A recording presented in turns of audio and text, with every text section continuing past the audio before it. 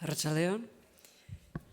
Hementxe gaude, beste egun batean, ondarea orain saio barnean, eta beti bezala edo saio honek helburua duen moduan, gaur egun albiste izan diren ondarearekiko berriak azalduko ditugu.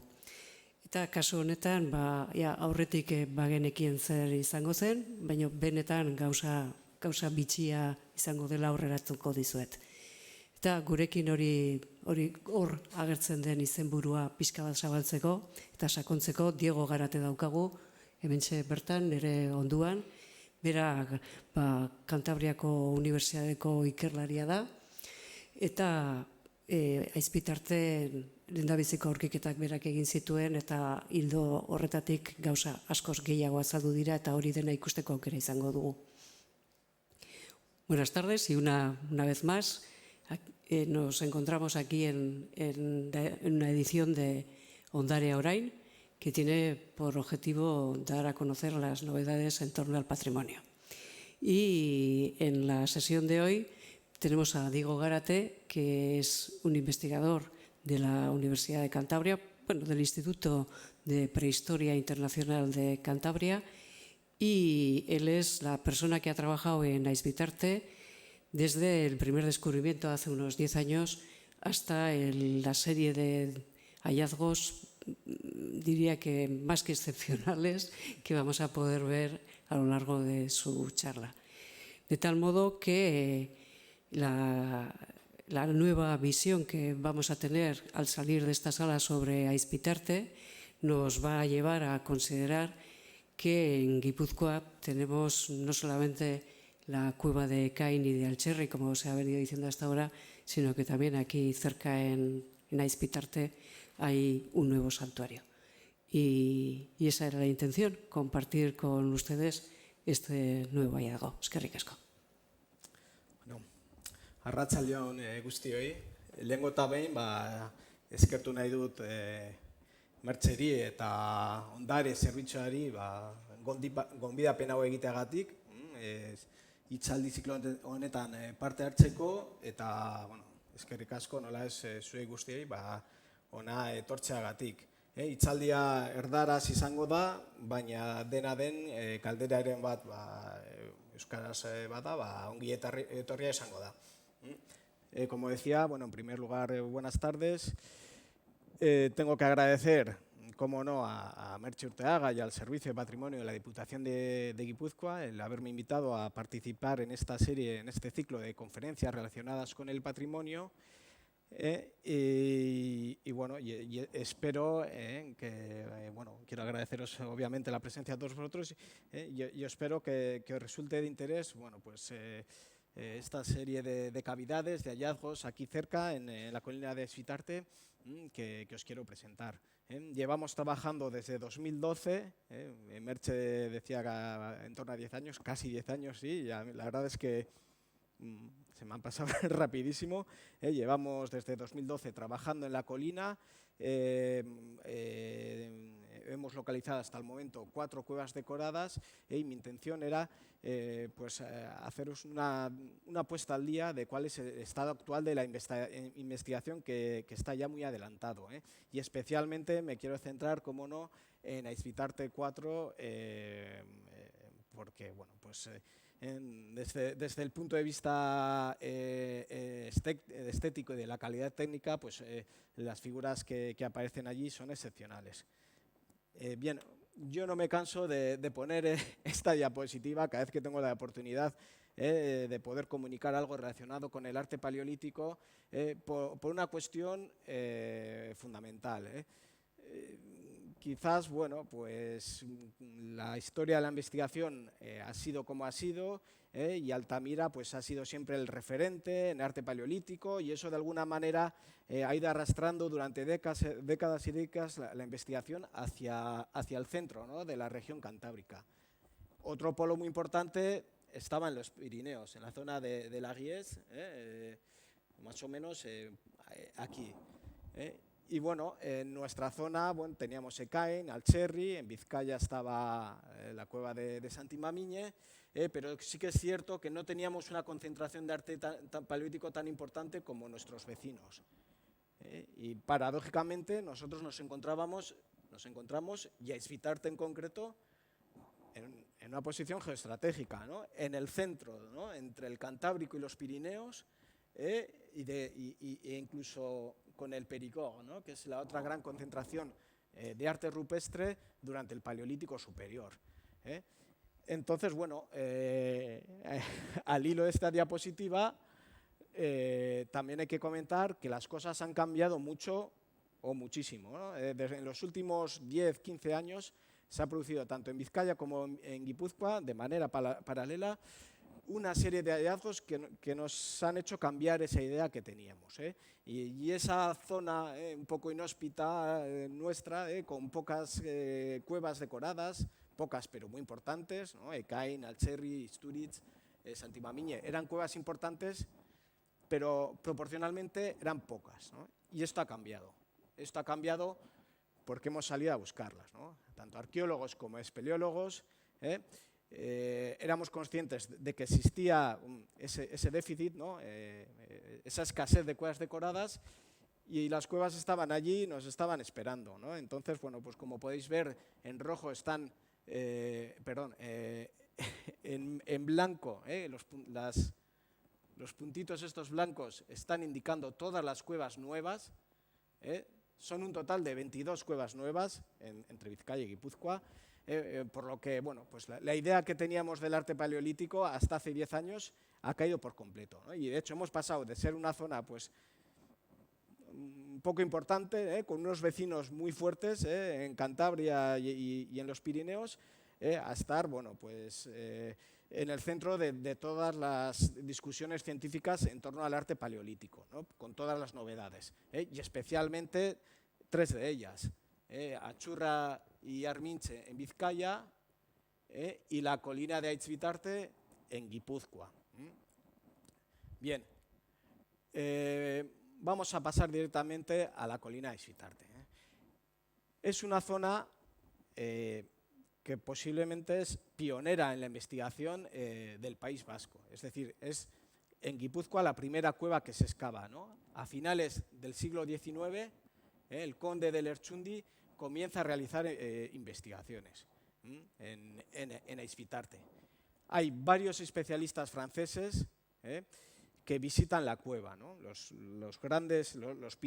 pioneros de la arqueología prehistórica, que empiezan luego después a excavar en los grandes yacimientos del Castillo, Altamira, etcétera, visitan la cueva de Aizvitarte, ¿no? Es decir, que es un referente, digamos, desde el inicio, que después será excavado en el caso de Aizvitarte IV por Barandiarán, y ya a finales del siglo XX Jesús Altuna realiza una serie de investigaciones, de excavaciones en Aizvitarte IV.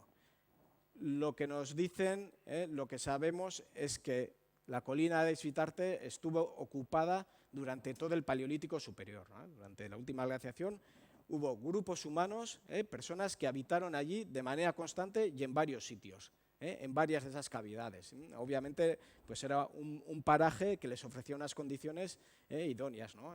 Con muchas cuevas en la misma falda del monte que fueron ocupadas de manera sistemática. Lo que nos chocaba era que no hubiera arte paleolítico, ¿no? Conocemos otras colinas de este tipo, por ejemplo, la colina de Gaztelu, en los Pirineos Atlánticos, donde se sitúa la cueva de Istúriz. Tenemos también varios niveles de cavidades que fueron ocupados durante todo el Paleolítico, pero allí sí se conocía el arte paleolítico. En este caso, el primer descubrimiento se produce en 2012. Muchas veces lo que sucede es que se crea una idea. Se dice, aquí no hay arte.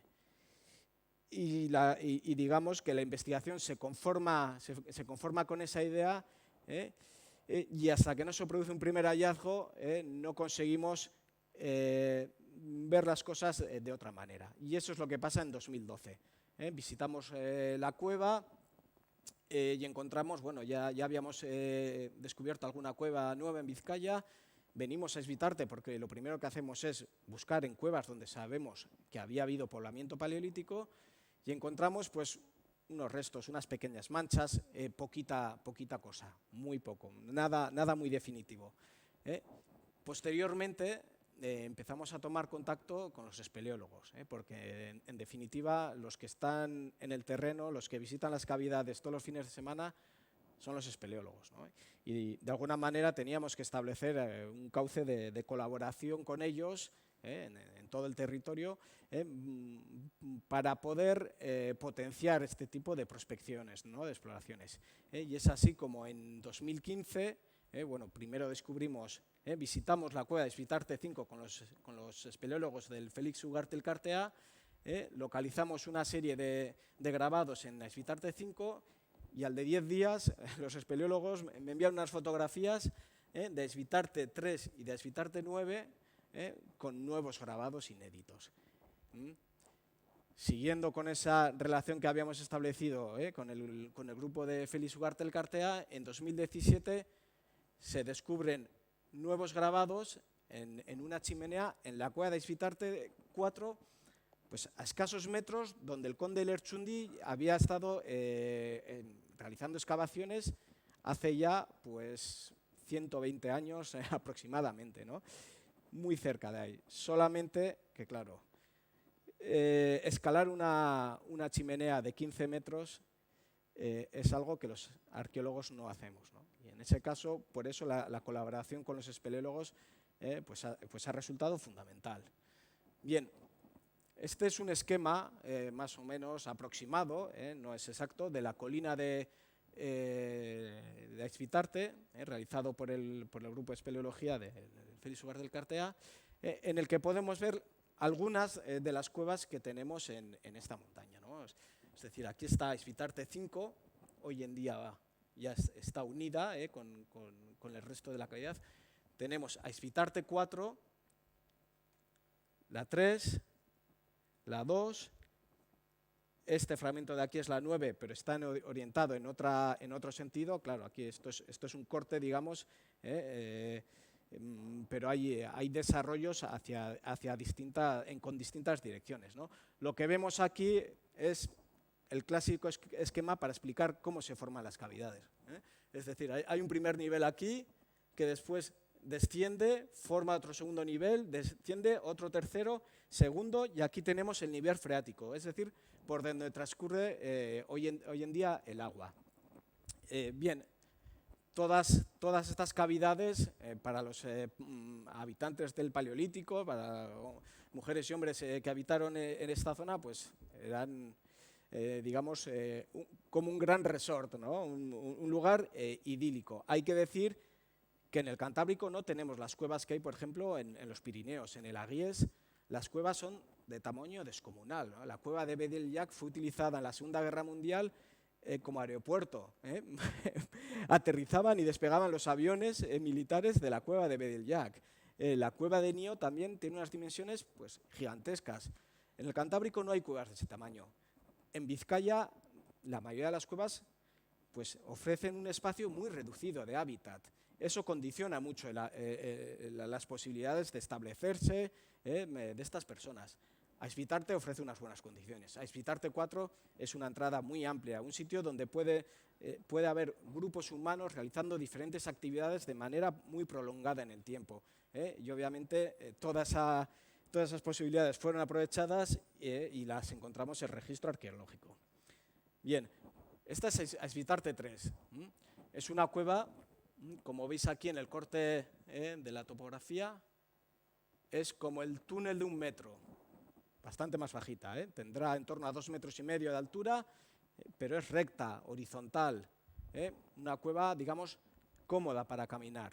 En ella, Jesús Altuna realizó dos excavaciones arqueológicas. Una aquí, muy cerquita de la entrada, y otra un poco más profunda, donde ya la luz natural no alcanza. Es decir, las personas que estuvieron allí realizando distintas actividades estaban en penumbra o si no con iluminación artificial, hogares, antorchas, lámparas. Esos dos esas dos áreas de excavación, en función de las dos monografías publicadas por Jesús Altuna, nos están indicando que es un hábitat que fue frecuentado hace unos 25.000 años. Pues bien, en esta cueva de Svitarte 3 es donde localizamos, con los espeleólogos, una serie de grabados, pero claro, aquí estaba la trampa. Hay que meterse por aquí. Entre las dos áreas de excavación hay un agujero que, como pueden observar, pues tendrá 1 metro de diámetro aproximadamente, y quién se iba a imaginar que los paleolíticos les daba por explorar las cavidades de esta manera. Pues sí, lo hacían, y en Svitarte además tenían una gran tendencia, ¿no? Porque lo hacían hace 25.000 años y lo harán mucho tiempo después. Es decir, a través de este pequeño agujero descendemos a un nivel inferior, un sitio bastante incómodo, muy incómodo. Es una rampa descendente, pues pueden observar, con 2 paredes estrechas, al fondo hay un pequeño laberinto de galerías muy estrechas, muy húmedo, muy arcilloso, pero con arte en sus paredes. Por la razón que sea, aquellas personas que estuvieron habitando en ese lugar tan confortable de Svitarte, ese túnel, decidieron introducirse por ese pequeño agujero y realizar aquí una serie de representaciones. No son especialmente espectaculares, son grabados, son sencillos, son figuras sintéticas, sin mucho detalle, pero para nosotros tienen especial interés, como os mostraré más adelante. Utilizan pequeños relieves, por ejemplo, aquí lo van a ver. Esto es una cornisa de la roca, con una forma, digamos, apuntada, que han utilizado, como ustedes bien saben, el arte paleolítico. Uno de sus grandes recursos es el utilizar esa forma poliédrica de las cuevas, esas concavidades, convexidades, las asimilan y a veces incluso es la propia pared la que les está indicando lo que tienen que representar, ¿no? Hay una interacción entre el artista y las paredes continua, ¿no? No es un arte clásico, ¿no? De retablos, de cuadros, etcétera, sino que hay un juego continuo con los volúmenes, con las 3 dimensiones. Aquí pueden observar 2 orejas, alargadas, puntiagudas. Por aquí viene el morro, por aquí viene el maxilar, y aquí están los pelos de la crinera y el ojo de una representación de caballo, una cabeza de caballo. Junto a él hay otra representación más perdida, sería esta de aquí, es el tren trasero de otra figura animal. Pueden observar el lomo, la cola, las nalgas con la pata, aquí la otra pata y la línea del vientre. Está perdida porque la pared derecha está recubierta por una capa de calcita. Un animal, quizás sea un cérvido, un animal indeterminable, no podemos ir más allá, tampoco es necesario. Junto a ellos hay otras representaciones, por ejemplo este caballo, esta es la fotografía, pueden ver bien la oreja, la crinera y el lomo y la línea del vientre. Este se sitúa nada más acceder a la parte inferior. Aquí ha entrado mucha gente, es decir, los arqueólogos parece ser que no nos hemos metido, pero estas cuevas han estado abiertas durante décadas y ha habido muchos curiosos que han entrado e incluso han hecho flechas indicando la salida, ¿no? Pueden ver que esta flecha tiene un color blanquecino, se ve que es actual, ¿no? En comparación con los grabados que tienen el mismo tono que la pared, ¿no? Posiblemente esta figura tenía patas delanteras, tenía patas traseras, pero con el frotado pues son 25.000 años. Bastante bien ha llegado. Aquí tenemos una representación muy difícil de ver de bisonte. Aquí tienen un cuerno, aquí tienen el otro y por aquí ven la línea de la jiba. Es un bisonte muy sintético, muy sencillo, pero lo que nos interesa es ver que el morro se une con un cuerno y la jiba y el otro cuerno va con la jiba, ¿no? Dejando un espacio aquí central vacío. Y que las patas no tienen perspectiva, es decir, como el arte egipcio, está todo en un solo plano. Esto es importante. Junto a él hay una representación que hemos interpretado como una cabeza de ave. Bien, un cuello muy alargado, y aquí la cabeza con el pico. Hay representaciones de ave en el arte paleolítico, hay pocas, pero en esta cronología las hay en las cuevas de los Pirineos y en las cuevas de la Dordoña. Bien, esta figura en la fotografía es prácticamente imperceptible. Aquí, bueno, pueden intuir que desciende una línea, es la línea del pecho de un uro, de un toro salvaje. Pueden ver el cuerno, restos de la cabeza. Esta figura está a 3 metros de altura. De hecho, nosotros para estudiarla, pues las fotografías prácticamente las tienes que lanzar al aire. Y de nuevo, lo que vemos es que las patas están en un solo plano. No han buscado la perspectiva. Bien, eso es Svitarte 3. Svitarte 9 es una cueva que tiene la entrada original colmatada, es decir, no se puede entrar por donde entraban los grupos paleolíticos.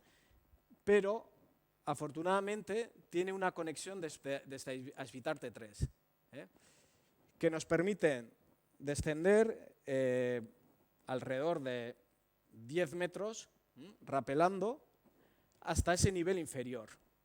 Esto es la 3, esta es la 9 que parte hacia aquí, la entrada estaría por aquí en la ladera, pero está desplomada, y llegamos a través de Svitarte 3 al fondo de la 9. Y con la inmensa fortuna de que allí se ha conservado un panel con grabados, con muchas líneas grabadas y con una representación figurativa. La más sencilla que puedan imaginar, pero de la máxima importancia. Cuerno, línea frontal, cuerno y la jiba. No es más que eso. Son 2 líneas, puede resultar algo extremadamente bueno, pues sencillo, sintético, pero veremos que esto es algo recurrente en una serie de conjuntos. Y ahora pasamos a Svitarte 5. Hemos visto a Svitarte 3, vamos a la 5 y luego iremos a la 4 en este recorrido a través de la colina de Svitarte. De nuevo a Svitarte 5 pues, es una cueva no excesivamente larga, de recorrido bueno, más o menos sencillo y que desemboca en una sala final. Al igual que el resto de las cuevas de Svitarte, pues está bastante grafiteada, pero no es una cuestión que afecte solo a Svitarte, ¿no? Es algo que afecta a todo el Cantábrico y que afecta también a Francia, ¿no? Las cuevas durante gran parte del siglo XX pues han sido lugar de recreo para muchas generaciones hasta que llegó la era digital y había otros entretenimientos más sedentarios, y entonces pues, bueno, pues hay muchos grafitis. Pero hay grafitis, tenemos incluso grafitis históricos de las guerras carlistas, más antiguos. En el caso de Svitarte 4 hay un grafiti de un diputado francés, del Parlamento francés, creo que es de 1908 o algo así. Es decir, algunos tienen valor histórico, ¿no? Y muchos de ellos dentro de 100 años lo tendrán más. Bien. La pena es cuando están encima de las figuras, como veremos a continuación. En esta cueva de Svitarte 5, al fondo de la cueva, encontramos en un pasadizo una serie de grabados. Pueden ver aquí una línea, una serie de trazos aquí, y aquí hay un cuerno y otro que veremos a continuación. Aquí ven otra flecha de salida. Y todo esto que ven aquí, en vertical, son zarpazos de oso de las cavernas. Las cuevas de Svitarte están llenas de oseras y de zarpazos en las paredes, algunas gigantescas, o sea que tendría que ser un oso bastante imponente, ¿no? Y en este caso de Svitarte 5 las encontramos por todos lados. Es decir, estas cuevas, antes de ser habitadas por los humanos, fueron habitadas por los osos. Y posiblemente hace 25.000 años, cuando se hicieron las representaciones más antiguas de Svitarte, es posible que osos y humanos estuvieran no cohabitando, pero habitando de manera alterna en estas cuevas. Y es un comportamiento que tampoco es propio de Svitarte, que lo encontramos en muchas cuevas, ¿no? Por ejemplo, en la cueva de Chauvet, en el Ardèche, en Francia, también encontramos paneles con zarpazos, pinturas, zarpazos de oso, de nuevo pinturas, es una recurrencia. Bien, os pongo el croquis que os ayudará más a la lectura. Bueno, una representación de nuevo de bisonte, la mayoría de las representaciones de Svitarte son de bisonte, pero en este caso la cornamenta sí que tiene perspectiva, ven que tiene mucho pelaje y frente a él hay otro bisonte, que el pobre sí que ha sido afectado por grafitis. Pueden ver aquí un grafiti, bueno, lo ven perfectamente, salida, pero debajo de ese grafiti pueden ver aquí un cuerno, aquí otro, una serie de pelitos, el morro y aquí la jiba. Esta sería más o menos la representación. Un bisonte con los cuernos en perspectiva, más detallado, el ojo, los pelos, el hocico indicado. Estos bisontes son diferentes a los que hemos visto anteriormente. Y de hecho, hay posiblemente tanta distancia entre los otros bisontes y estos como entre estos y nosotros. Es decir, los otros he dicho que tenían en torno a 25.000 años, aquí estamos hablando de hace 14.000 años, 11.000 años después. Es decir, son otras personas, es otra gente que comparte, digamos, un fondo simbólico común, que básicamente son los animales. Les gusta representar animales, no hay plantas, no hay árboles, hay fundamentalmente representaciones de animales y formas geométricas, pero lo hacen de diferente manera, ¿no? Con otro estilo, con otras convenciones. Este bisonte de Svitarte 5, con esos pelitos que tiene aquí en la línea de la frente, tiene sus paralelos en los Pirineos. Es decir, es una cueva pirenaica. Pueden verlos pues aquí en la cueva de Trois Frères, en Nyon, Fontanet, en Marsulas y en Alquerdi, que está en Navarra, pero está en Urdasubi, un municipio que está en la vertiente norte de los Pirineos. Si ven el mapa, es un pico que se mete al otro lado de los Pirineos. Y de hecho a Svitarte, yo me pregunto si podemos decir que sea Cantábrico o Pirineos. Para mí más bien son las últimas estribaciones pirenaicas que el Cantábrico. En esa misma cueva de Svitarte 5 encontramos un fenómeno inédito, por lo menos en la comunidad autónoma vasca. En el Pirineos Atlánticos sí que hay un ejemplo, que es la cueva de Herberúa. Tenemos bisontes realizados hace 25.000 años y al lado, a escasos metros, bisontes realizados hace 14.000 años, como los que hemos visto, ¿no? En este caso pueden ver un cuerno, la parte de la frente, otro cuerno, una serie de pelitos, de una representación de una cabeza de bisonte muy sintética. Aquí tienen otra, cuerno, morro, el otro cuerno con la jiba, ¿no? Se parecen a los que hemos visto en Svitarte 3, ¿no? Entonces, esta serie de figuras de Svitarte 3, de la 9, estas últimas de la 5, están relacionadas con una serie de cavidades que podemos decir continentales. Es decir, en la península ibérica no se conocía un arte similar. Tenemos que ir a cuevas como Cusack, Gargas, que es la cueva clásica que está en los Altos Pirineos, e incluso la cueva de Istúriz, que ya nos queda más cerca, ¿no? Pero en la península ibérica no se conocía este tipo de representaciones hasta que encontramos a Svitarte. Ahora las tenemos también en Alquerdi, en una cueva nueva que hay en Alquerdi, en Navarra, también las hay. Y es posible que en un futuro pues, puedan aparecer más. Claro, eso igual para ustedes pues puede tener un interés relativo, pero científicamente es importante. Es importante porque nos ayuda a comprender cómo eran los territorios simbólicos durante el Paleolítico, ¿no? Son 30.000 años de arte rupestre y entre 30.000 años que no son monolíticos. Las cosas cambian. Esa imagen de cazadores-recolectores idílica que tenemos no se puede aplicar a todos los periodos. Son sociedades dinámicas que están en cambio constante. Es decir, ese mundo que tenemos en la vertiente, digamos, continental, sobre todo Pirineos, luego cerca de Marsella, la cueva de Cosquer, y la zona de Quercy y Périgord, se ha ampliado a Svitarte y Alquerdi, ¿no?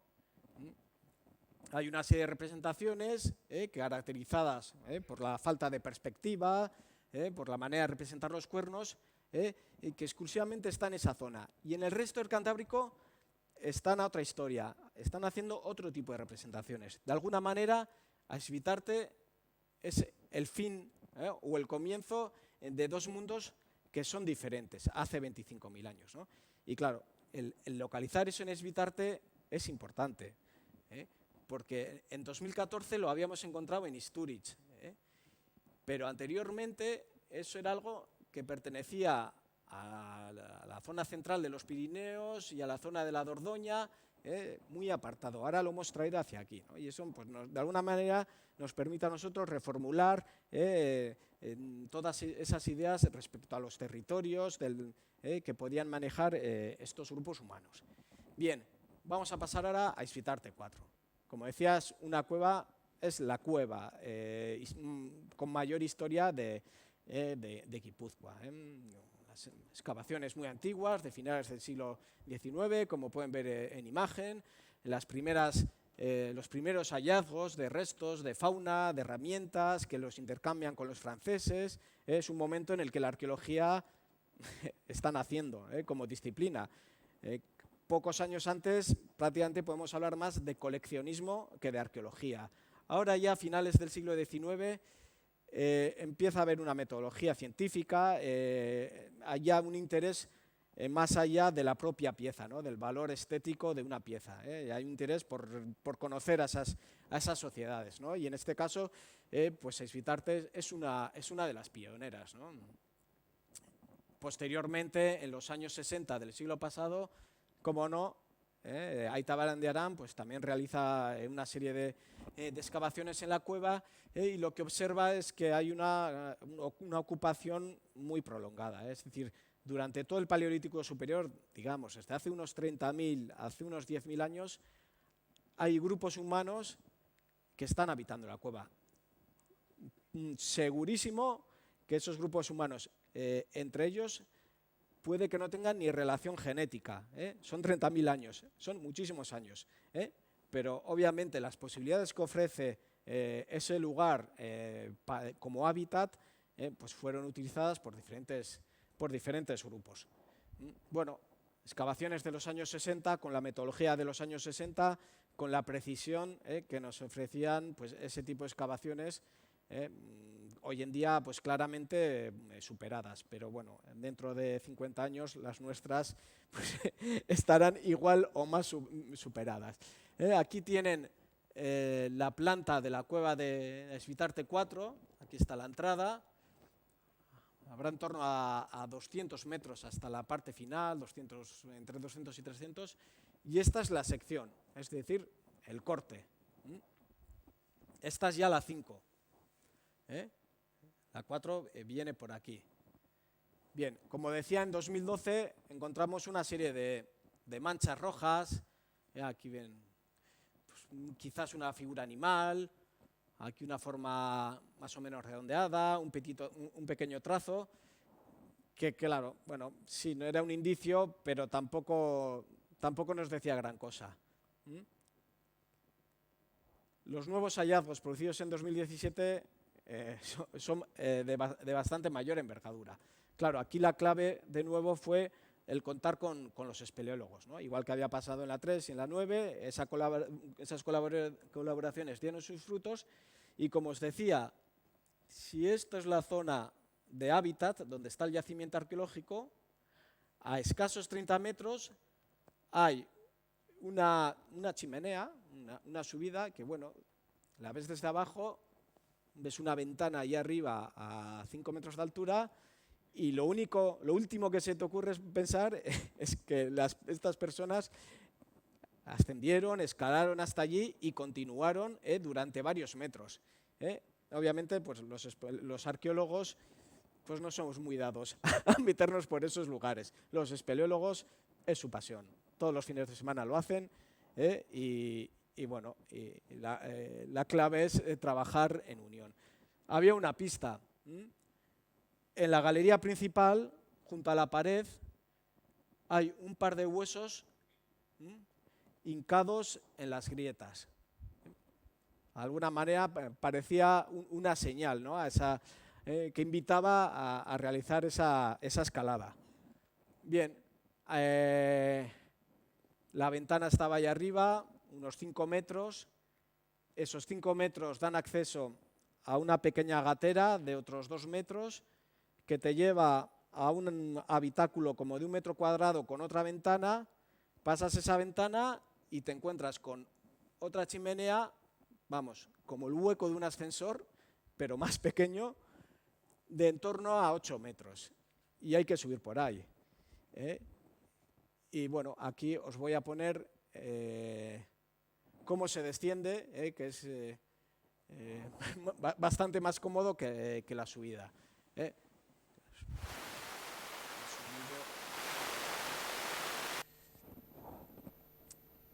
Es decir, las personas que durante el Paleolítico subieron por ahí, lo tuvieron que hacer, obviamente, sin casco, sin luz frontal, sin escala, posiblemente en oposición, es decir, ayudándose con las manos y las piernas contra las paredes para ascender. Pero claro, ¿cómo se iluminaron? Pues no tenemos una respuesta, la verdad. Lo que es evidente es que no fue una persona solo. Al menos tuvieron que ascender 2 personas, una iluminando a la otra. Ahí pueden ver el pequeño, la pequeña ventana que lleva a ese segundo espacio y después a la galería principal, ¿no?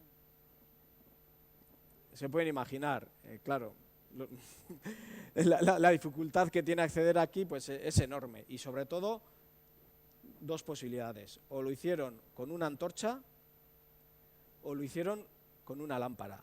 Las 2 son malas, porque una antorcha es un fuego que tiene bastante intensidad, que desprende mucho calor, que desprende chispas y que puede ser peligroso. No hemos encontrado ningún resto de carbón en el suelo, es decir, no parece que fuera la opción. La otra es con una lámpara de tuétano, pero claro, el tuétano líquido, pues igualmente se puede desprender. Es una zona en la que tienes que subir verticalmente, entonces es complicado, es complicado entender cómo subieron, porque lo que sí sabemos es que subieron por ahí y que esto era así, y era así porque las figuras se conservan en un estado excepcional. Bien, una vez ascendido ese hueco de ascensor, aparecemos aquí en una pequeña repisa que tiene un salto de más o menos 1 metro y que te lleva a otro espacio pues muy reducido, ¿no? Ahí pueden ver asomando una pierna, y ahora os pongo otra imagen para que puedan ver.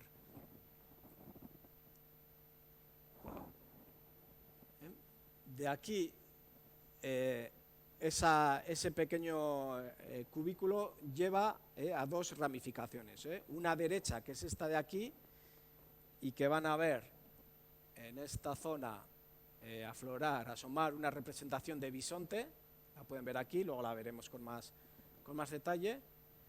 Y aquí ven el suelo totalmente virgen. Tenemos la suerte de que los espeleólogos del Félix Ugarte Elkartea están bien formados y no accedieron en esa galería, no la pisaron. No se ve nada en superficie en ese suelo, pero podía haber restos de carbón o de otras evidencias arqueológicas que se podrían haber perdido, ¿no? La hemos dejado intacta, no hemos entrado ahí. Esa zona la hemos estudiado a distancia, a 3 metros de distancia, con pértigas, como hemos podido arreglarnos, pero era fundamental no alterar ese espacio. Aquí tiene la representación de bisonte, la veremos con más detalle. Esta de aquí, no sé si pueden observar aquí la jiba, el lomo, la cola viene por aquí, una pata plegada, la pezuña, la otra pata aquí, línea de vientre, patas delanteras también plegadas y aquí la cabeza, con el ojo. Claro, es una fotografía un poco lateral, porque no hay manera, no te puedes poner enfrente. No, todavía no podemos volar, todavía los drones en las cuevas no funcionan, y seguro que llegará el momento en que funcionen, pero todavía no. Entonces, antes que estrellar un dron contra la representación, hemos preferido pues, tener igual pues, una documentación no tan exhaustiva, pero por lo menos bueno, ya la tecnología ya llegará, no hay prisa.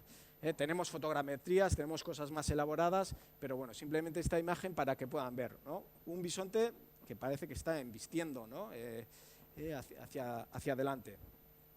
Encima de él, aquí está el bisonte, aquí arriba, que está como a 2,5 metros de altura, hay otra figura, ahora la veremos, aquí se ve un poco el lomo, la cola, pata trasera y vientre, pero aquí hay una circulación de agua que viene desde el techo, que lo que ha hecho es arrastrar toda la arcilla, de manera que la zona de la cabeza se ha perdido. Bien, aquí lo pueden ver, una cola corta, las nalgas y el vientre. No sabemos cómo pudieron llegar, porque es un sitio que te matas, porque la única manera es subido a esa rampa que no hemos tocado, que hemos mantenido virgen, pero aún así, tenía que ser una persona de más de 1,80 m, y como se le escapase el pie, primero se caía a 2 metros y después tiene otros 8 metros de caída.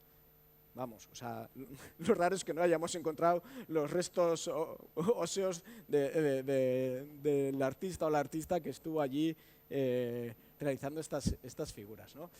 Bien, ese es el ramal derecho. El ramal izquierdo es más largo y tiene más representaciones. Nada más acceder, enfrente lo primero que tenemos es esto, una representación de una vulva, vamos, un órgano genital femenino, con esta comisura en medio. Es la primera de la comunidad autónoma vasca. Hay una en Otxozelaya, en Pirineos Atlánticos, que es idéntica, además también es sobre arcilla, y las conocemos también en el Aguies, ¿no? en los Pirineos, ¿no? En el Cantábrico son menos habituales. Tenemos esta, pero luego tenemos otra,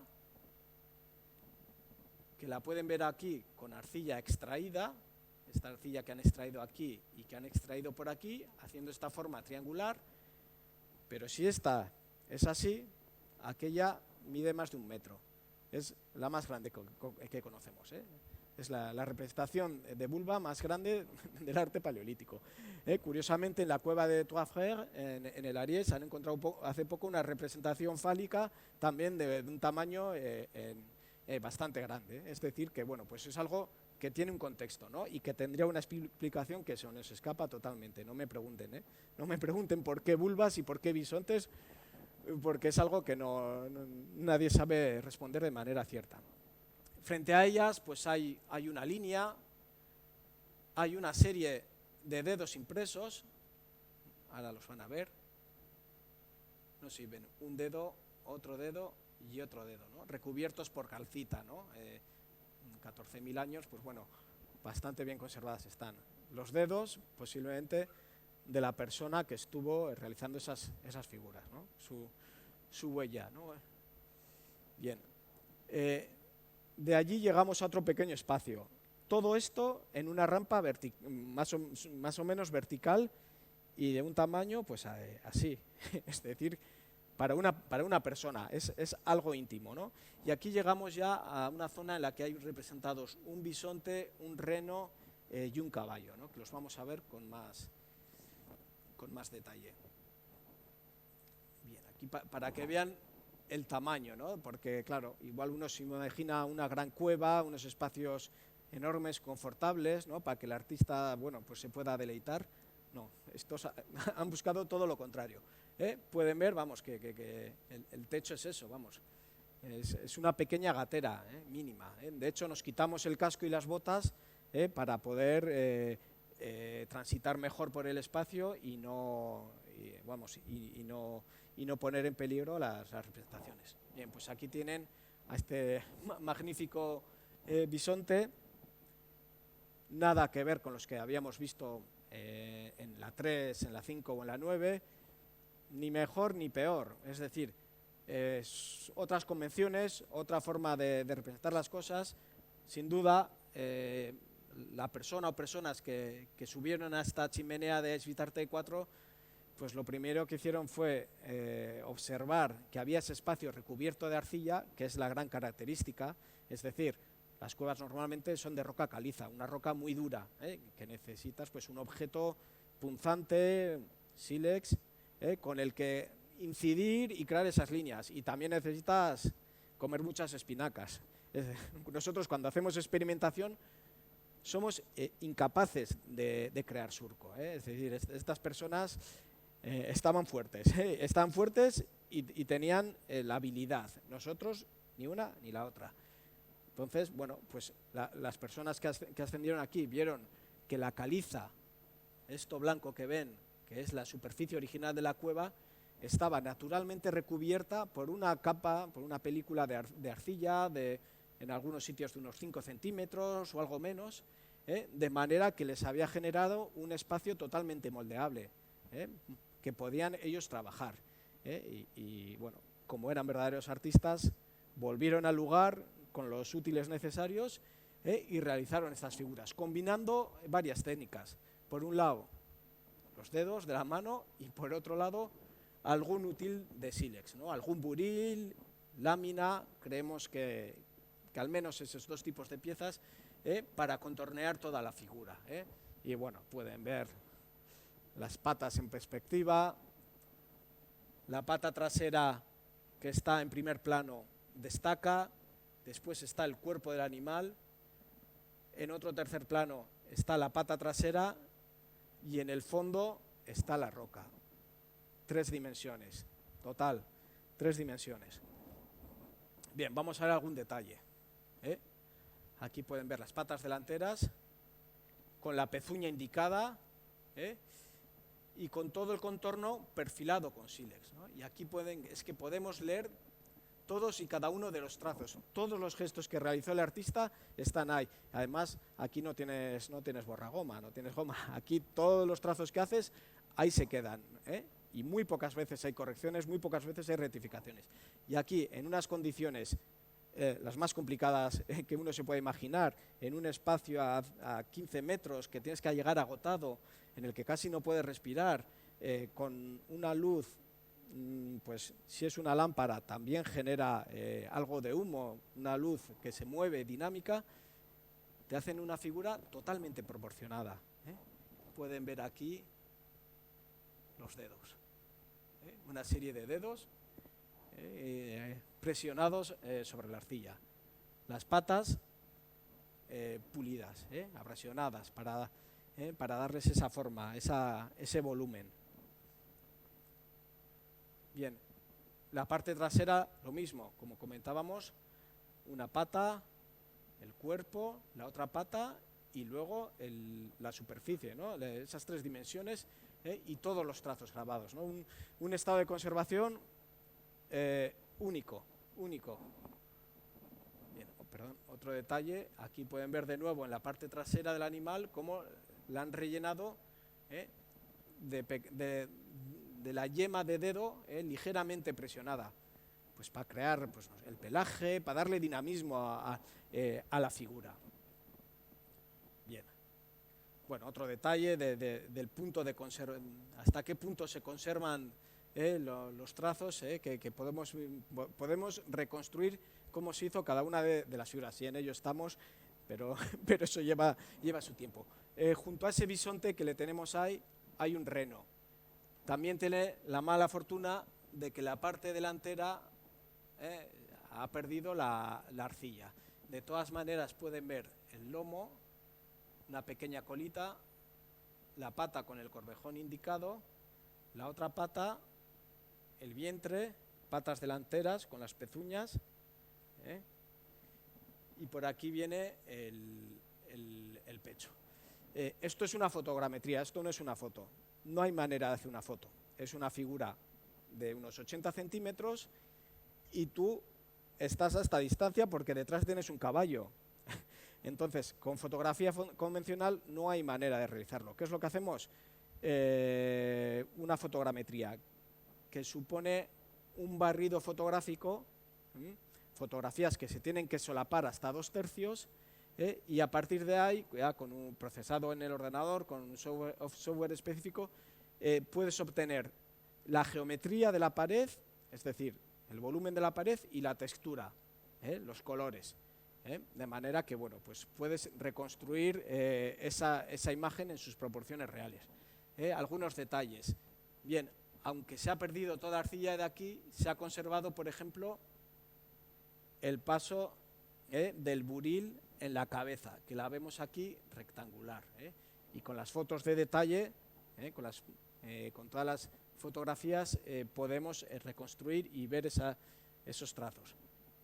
Ahí arriba, por aquí se sitúan las astas del reno, y vemos también restos del paso del dedo, ¿no? Digamos del arrastre de cada uno de los dedos.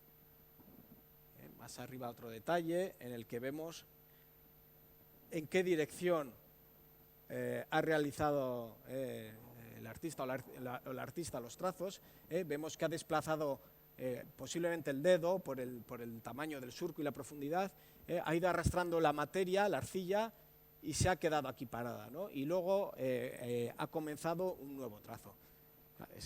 Para nosotros, claro, esto es excepcional, porque la mayoría de las veces las figuras, como os mostraba en Asvitarte 3 y 5 y 9, pues se encuentran en un estado de conservación bastante peor y no se puede llegar a precisar toda esta información.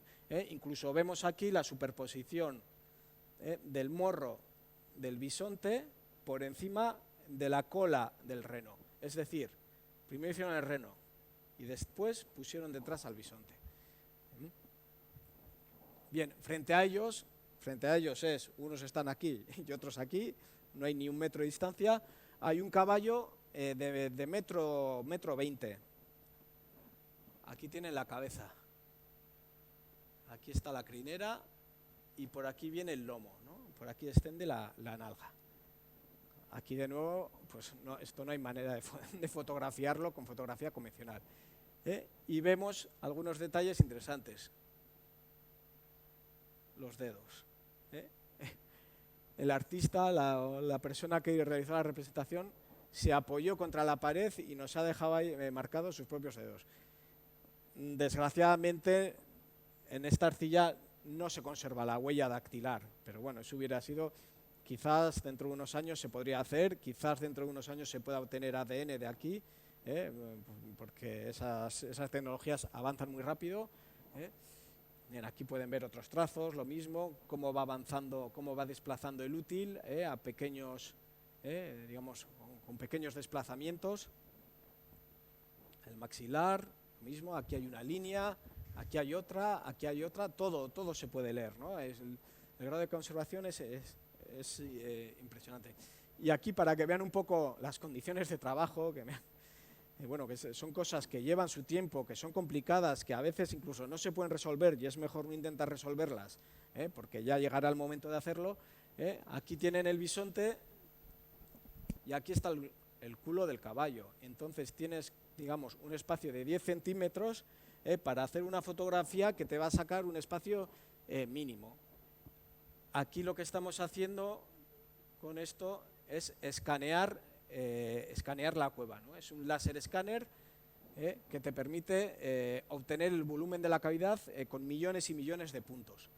El problema es que, bueno, normalmente tú cuando llevas ese escáner lo llevas sobre un trípode, digamos como una estación total de ingeniería, y aquí lo que nos tuvimos que traer es solamente la cabeza, el modelo más pequeño, porque si no, no habría manera. Aquí está el bisonte, aquí está el caballo, y ahora vamos a subir por aquí, porque aquí está Vicente, que es el ingeniero que controla el láser escáner y que está metido en una gatera ascendente que lleva al último espacio decorado. Entonces, bueno, pues son condiciones de trabajo complicadas. Pues a veces las fotografías las tienes que hacer pues de una manera pues poco convencional. O sea, ahí cabe una persona, otro tiene que estar tumbado poniendo el brazo para poner el flash y las fotografías al aire. Tenemos la ventaja de que hoy en día no funcionamos con diapositivas, porque si tuviéramos que descender tener que revelar las fotos y ver que están todas mal y volver, pues esto sería interminable. Afortunadamente podemos comprobar al momento e ir haciendo las fotografías. Y a través de esas fotografías podemos obtener esto, ¿no? Esto es una fotogrametría de todo ese espacio. Son 140 fotos unidas con ese solapamiento. Es algo como realmente complicado en un sitio así, porque es un tubo realmente, ¿no? Tuvimos la fortuna de que nos pudo montar todas las fotografías y bueno, pueden ver ahí el bisonte, el reno, y si giramos aparece el caballo. Claro, todo esto es información que luego hay que tratarla y bueno, y hay que hacer de alguna manera procesarla para que se pueda transmitir en el foro que sea. Bueno, esto sería mirado desde fuera. Obviamente nosotros estamos aquí metidos, aquí dentro. Bien, pues vamos a continuar con la visita y llegamos al último sector decorado.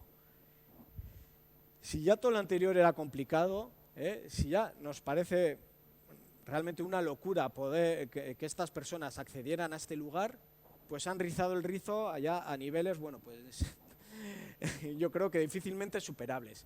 Este tubo que ven, esta gatera, este agujero, en realidad es así. O sea, esto no es horizontal, esto es vertical. A mí me pega el pecho con el suelo y la espalda con el techo. Es decir, entro, quizás en unos años ya no pueda subir ahí arriba, ¿no? Es un sitio realmente complicado, ¿no? Esta es la subida para que vean cuál es el tamaño. Hay que subir, obviamente, reptando. Nosotros subimos con el frontal aquí, pero esta gente cómo subió. Con una lámpara, con una antorcha, realmente pues no resulta complicado explicarlo. Y se llega a un espacio pues también que es pequeñísimo, que ni siquiera casi puedes darte la vuelta para volver a descender. Este es el espacio, aquí hay ya un bisonte, luego lo veremos. Y es un espacio, nada, que tiene no llega ni 1,5 metros por menos de 1 metro, ¿no? Ahí tienen otra representación de bisonte. Es decir, los primeros espeleólogos son los de Aizpitarte, ¿no? Estos sí que eran espeleólogos, porque las condiciones, bueno, pues eran realmente complicadas. Y aquí arriba encontramos un arte, podemos decir, más convencional. ¿Qué es lo que pasa? Que aquí no hay arcilla. Aquí tenemos la roca caliza, la roca dura. Entonces, pues, afortunadamente llevaban las herramientas para poder realizar incisiones, ¿no? Para grabar la pared. No hay posibilidad de moldearla porque esto es durísimo. Y entonces, bueno, en este caso las figuras son menos detalladas. Al ser una materia más difícil de trabajar, no entraron tan en detalle y me imagino que en esas condiciones no estarían para realizar muchos excesos. Lomo, jiba, un cuerno, una serie de pelos, el morro y aquí el mentón del bisonte, ¿no? Luego sigue por aquí la niña. Al lado hay otro bisonte bastante más completo. Cuerno, ojo, además no es un ojo circular, sino que es estirado, la línea del morro, el mentón, todos los pelos del pecho del bisonte, pata delantera, vientre, pata trasera y lomo.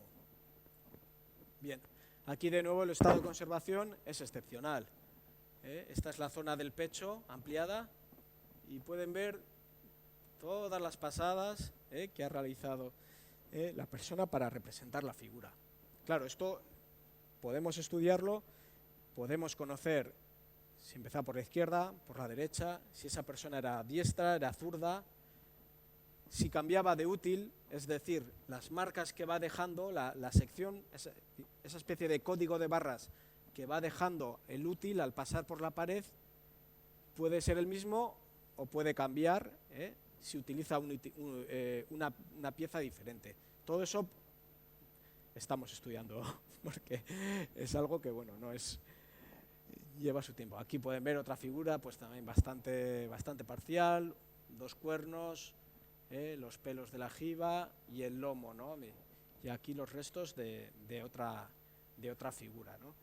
Más incompletas, el soporte es menos apropiado y las condiciones de trabajo ya pues son lo más complicado que nos podemos encontrar. Bien, si decíamos que hace 25.000 años en Esvitarte estaban haciendo un arte continental, una cosa diferente de sus vecinos cantábricos, hace 14.000 años sucede exactamente lo mismo. Esvitarte de nuevo es una cueva pirinaica, totalmente. Ese trabajo de la arcilla es bastante habitual en cuevas de hace 14.000 años. Aquí pueden ver bastantes ejemplos. La mayoría están en el Aguies, menos Echeverri, que está en Pirineos Atlánticos, y el Castillo, que está en Cantabria. En todas estas cuevas se está trabajando la arcilla, pero se graba sobre la arcilla, no se moldea, no se trabaja la arcilla. Donde sí se hace eso es en el Aguies, en cuevas como Bedellac, no sé si pueden ver aquí un pequeño bisonte, un bajo relieve, una figura que sobresale del suelo, porque eso está en el suelo, no está en la pared, en la arcilla del suelo. A saber todo lo que hemos perdido en los suelos de las cuevas, tanto en la península ibérica como en Francia.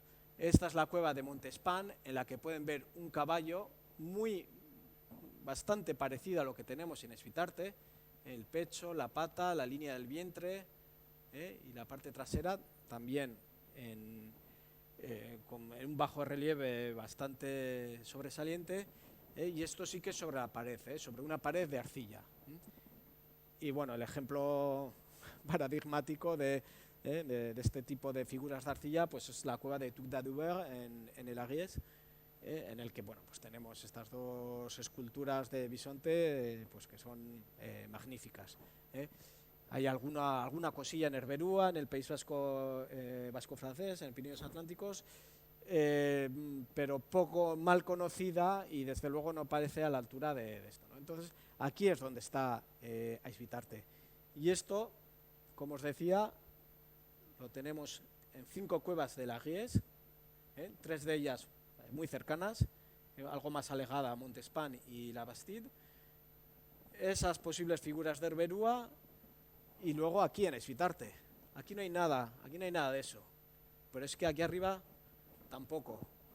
Eso nos está diciendo que estamos en un mundo, en un territorio simbólico que está muy cercano a lo pirenaico. Y a este hallazgo hay que sumar la cueva de Arminche en Vizcaya, que con otro tipo de representaciones pasa exactamente lo mismo. Representaciones de felino, una serie de signos específicos que no los encontramos en el Cantábrico, ¿no? Arminche está por aquí, sino que es otra cueva también totalmente pirenaica. Y esto es nuevo, y esto hace 2 años, 3 años, no lo conocíamos, y obviamente va a cambiar nuestra visión sobre el Paleolítico, nuestra interpretación de las cosas. Y bueno, en definitiva, y ya para resumir todo lo que hemos visto anteriormente, Esvitarte tiene una serie de características que le hacen única.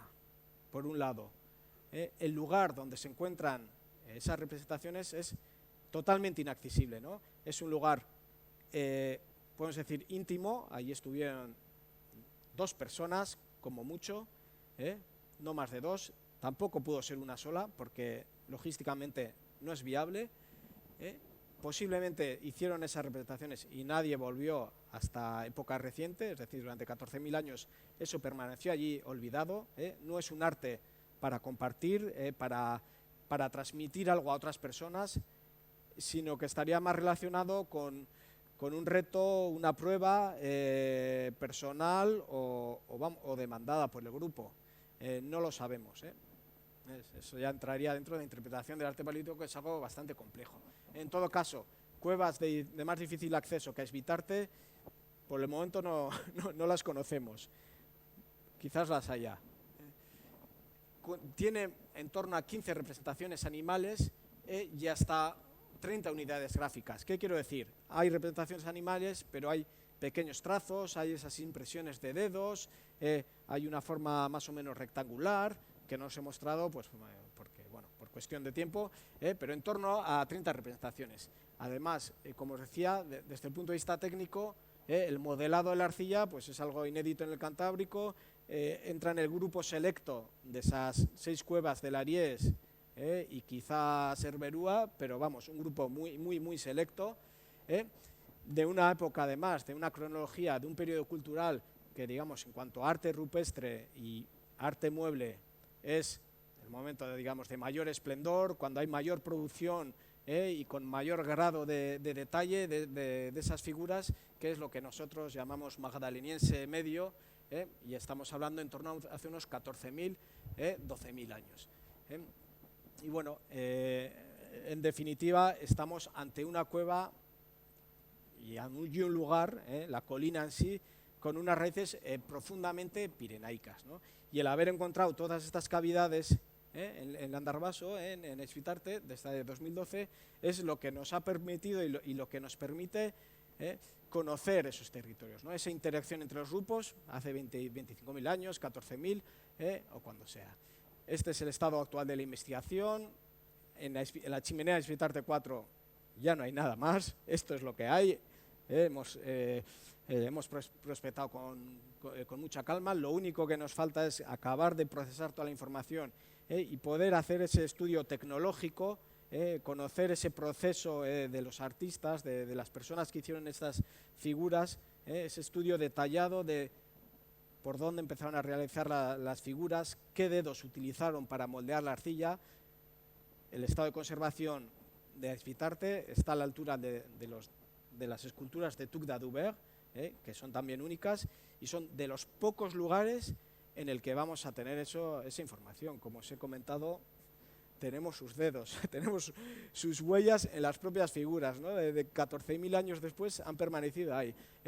Con esto os quiero decir que no es una cueva más, que no es otra, no es otro punto en el mapa, sino que es un lugar, un patrimonio verdaderamente importante. Esto es lo que os quería transmitir. Si tienen algún tipo de pregunta, galdera en bat, badukazue, bai.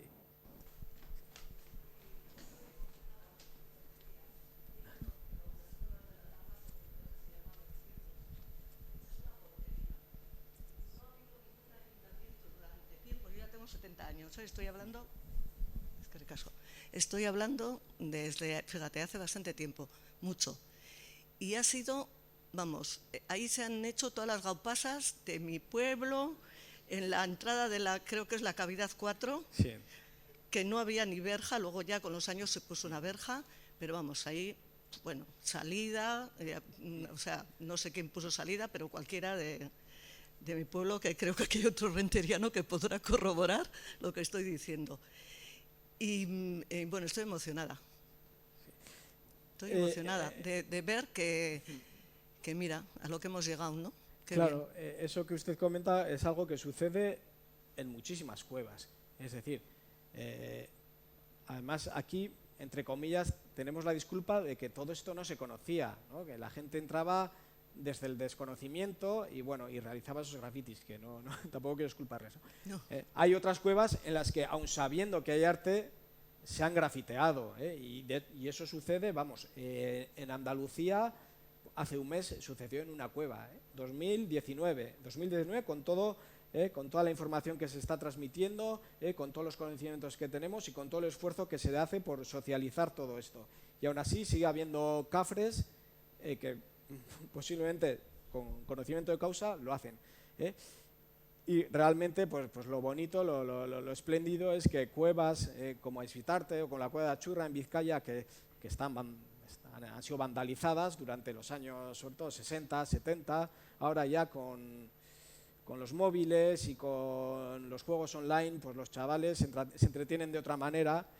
Aquí la verja se puso hace 2 años, es decir, que estaba abierta siempre y ha sido un lugar de encuentro, igual que hablaba casi como de ritos de iniciación para esta gente, como retos, las cuevas se han utilizado también por los adolescentes, pues casi de igual manera, ¿no? Pues muchos dirán, no, yo mi primer cigarro me lo fumé en Esfitarte, porque era como el lugar para hacer las cosas que no se podían hacer de cara al público, ¿no? Pues algo parecido, ¿no? En todo caso, pues mira, de esas cuevas tan vandalizadas, tan machacadas, resulta que tenemos un patrimonio pues único a nivel mundial, ¿no? Entonces, pues bueno, pues la verdad es que sí que es para sentirse orgulloso.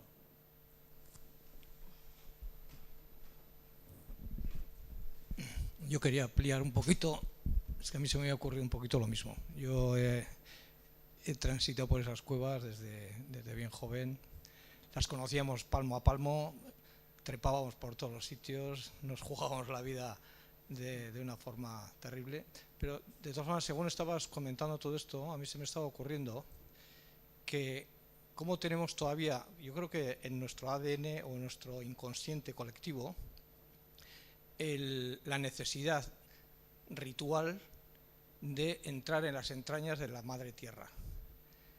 Y los grafitis y esa necesidad de estar ahí dentro, yo creo que obedecen al mismo patrón, por decir de alguna manera, que animó a aquellos trogloditas, la misma que nosotros tenemos de otra manera y con otra versión, con otra cultura.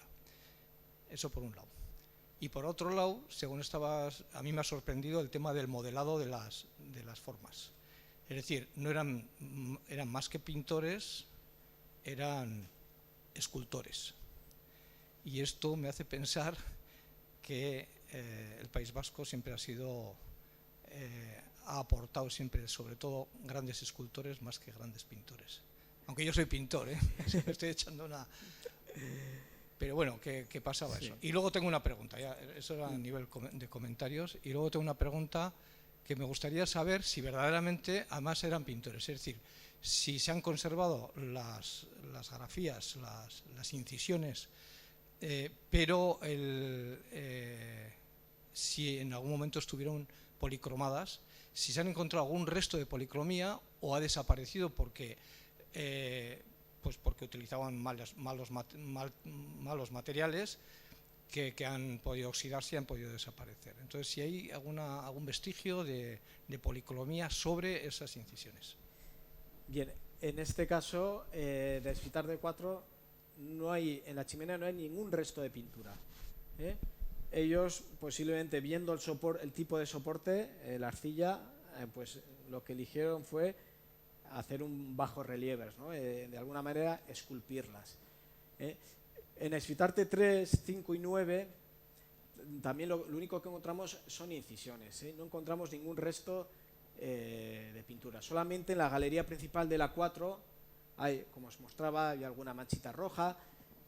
Es muy probable que hubo más cosas, pero el grado de deterioro que sufre la cueva de Esfitarte 4 en su galería principal, no solo por acción humana, quiero decir, 25.000 años de una cueva son 25 años en los que la cueva también cambia. El ritmo de cambios no es como el que puede haber al aire libre, que son cambios pues brutales, ¿no? Y más ahora en lo que llamamos el antropoceno, ¿no? En esta nueva era geológica, pero las cuevas también van cambiando.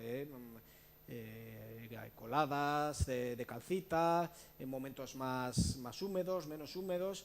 Lo que es un milagro es que esa arcilla se haya conservado así. Conocemos, por ejemplo, en Otxoselaya, en Pirineos Atlánticos, que hay también una placa de arcilla sobre la pared con una serie de figuras realizadas con el dedo pero sin modelaje.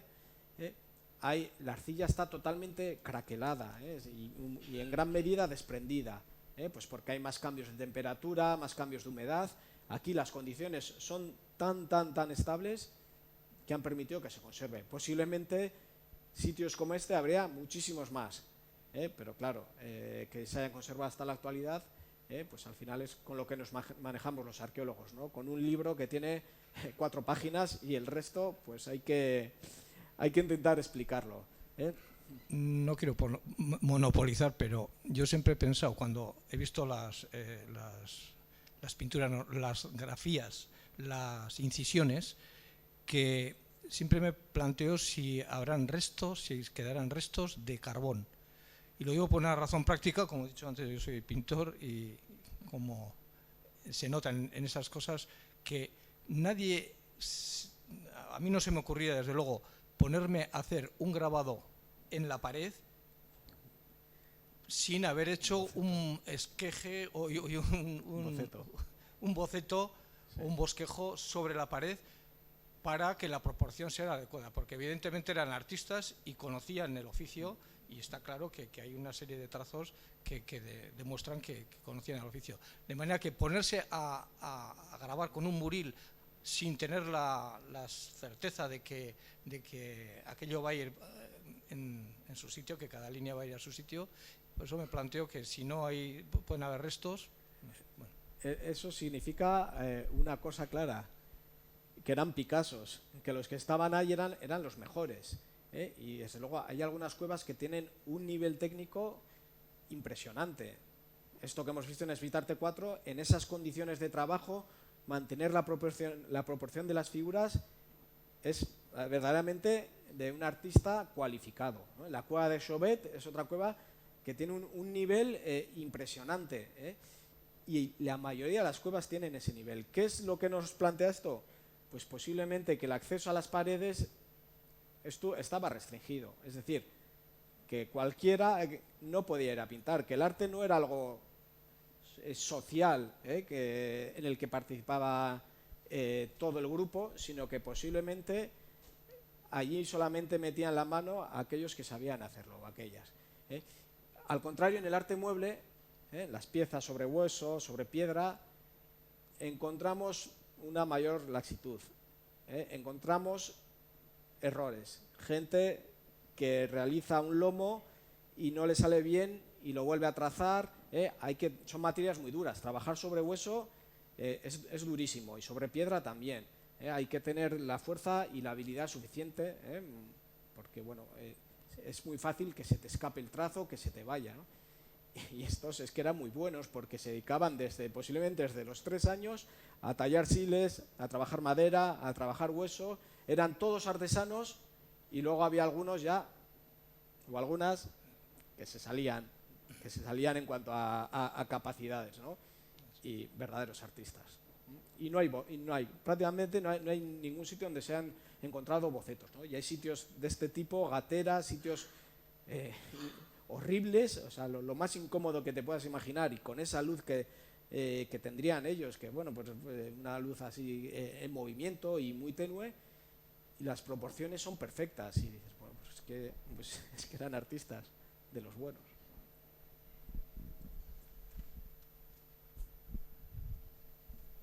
Beste galderen bat.